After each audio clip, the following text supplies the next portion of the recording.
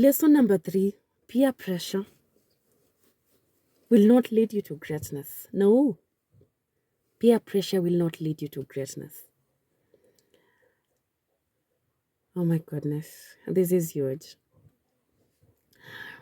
University is a place where dreams are born, but also it's a place where some dreams are buried. I learned this lesson the hard way, not through my own mistakes, but through someone I cared about. There was this student I cared about. We came from the same hood. Let's call him Brian. Brian was those students who was very intelligent, quick to grasp those difficult concepts in accounting and finance. He wanted to be a chartered accountant at the end of it all. And we all loved Brian so much. He was that student who inspired us. He always spoke about how he wanted to. He grew up, he came from a very humble family. Now he used to say how he wanted to uplift his family and change this cycle of poverty. So he inspired so many of us. But something changed in second year. You know, in second year, that is when you now know what is going on in campus. You've known where the lecture halls are. You've known girls. You've made friends. You've known boys. You have developed that confidence. If it's dressing, you've known how people dress. You at least know what is going on, and you want to fit in. You've known your place, and all that. No, Brian started hanging out with friends who are more interested in partying than students. Those guys from the city. So Brian started hanging out with these guys. At first, it seemed harmless. A few missed calls here and there. You only live once, he would say with a grin. What's the harm in having a little fun? I remember one night I was revising for a very crucial exam. And then Brian knocked on my door. You see, when you are hanging out with those cool kids, and then you obviously need money to survive. And Brian had no job. I told you that Brian came from this humble family. So he came to ask me for some money and then to invite me out with friends. They were having a party and everyone needed to contribute. So he needed a +1. He came to ask me, Judith, can I go? Can I take you as a +1 to this party? Because I remember at this particular time, Brian did not even have a girlfriend. He was trying to fit in this group. And it takes time, of course. And he wanted me to go out with him so that I can at least help him to contribute this money that they were supposed to contribute. I had my principles. I told Brian first I did not have money. And second, I looked at my notes. I looked at Brian and politely told him no. I had a crucial exam to revise. We ate and then he walked away.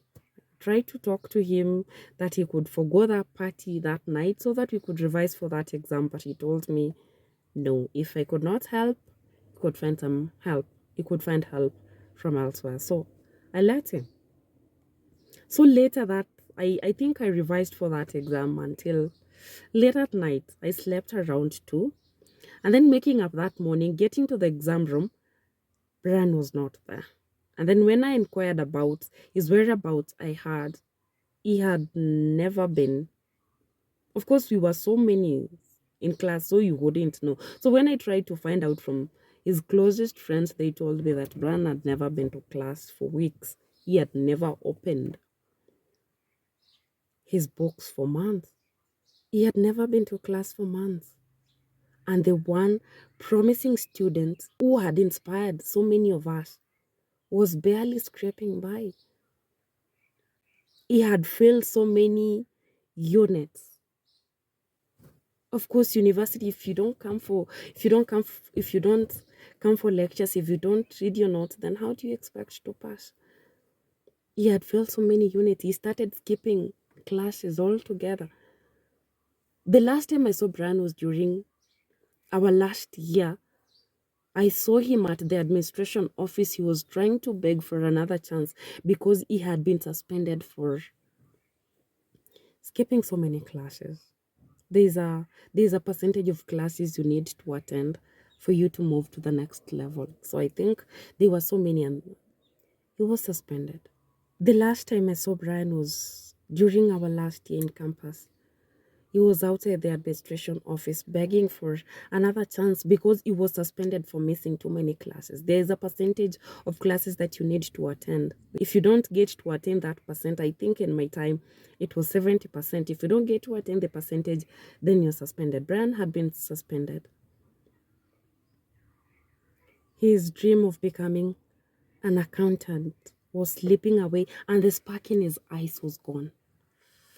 Let me tell you guys, Brian's story did break my heart.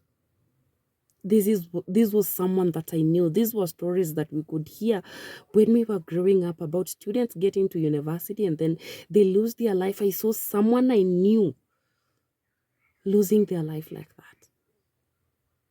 The spark in his eyes was gone. He was now drinking and smoking cigarettes. He wanted to fit in. And from that, I learned a powerful lesson, guys. You have the power to choose how you show up in the world.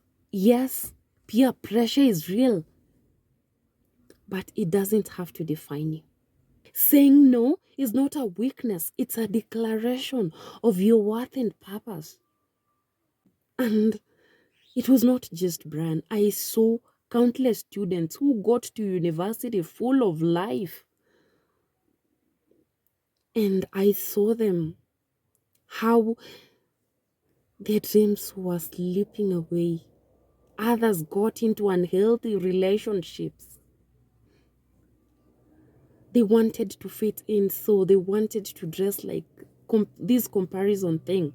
You want to dress like this rich kid and you don't have the money, so you have to look for sponsors to survive, to live the good life. I saw students compromising their lives, engaging into unhealthy habits like smoking. Drugs in university is not even a new thing. Some were pressured into skipping classes. Some compromised their future by engaging in habits that I don't even want to talk about it further. But let me tell you guys, your dreams are not worth sacrificing for temporary acceptance. Because you want people to say that you're exposed, umechanuka. Yes, you want to be accepted in a crowd. Saying no, guys, saved me. When I said no to distractions, I was saying yes to my vision. When I said no to things that did not align with my goals, I was saying yes. I was creating time for the things that aligned with my goals. So here is something important that I want to tell you guys. Be unapologetic about your boundaries. Yes, let them say what they want to say. Let them call you mshamba. Let them call you whatever it is that they want to call you. Be unapologetic about your boundaries. Protect your dreams fiercely. At the end of those 4 years, at the end of those 6 years, wherever, everyone will have to carry their cross when they go home. Remember where you came from. Don't forget. Don't get university, mingle with these rich kids and then forget where you came from. Remember where you are, where your parents are getting this money to get you to pay for that small life they're trying to give you, to help you put that food on the table. If someone calls you too serious or too focused, I remember Brian that night calling me, Judith, you're too serious for life. Loosen a bit. And I told him no. If people call you too serious or too focused, wear it as an honor, because there's nothing in university worth sacrificing your dreams for. Future self will thank you so much for the decisions that you make today. And as I look back, I now realize that saying no isn't just about avoiding the wrong crowd. It's about staying true to yourself. It's about knowing that your dreams, your life, your goals are worth every sacrifice that you make while in university. Protect your dreams fiercely. Be unapologetic about your boundaries.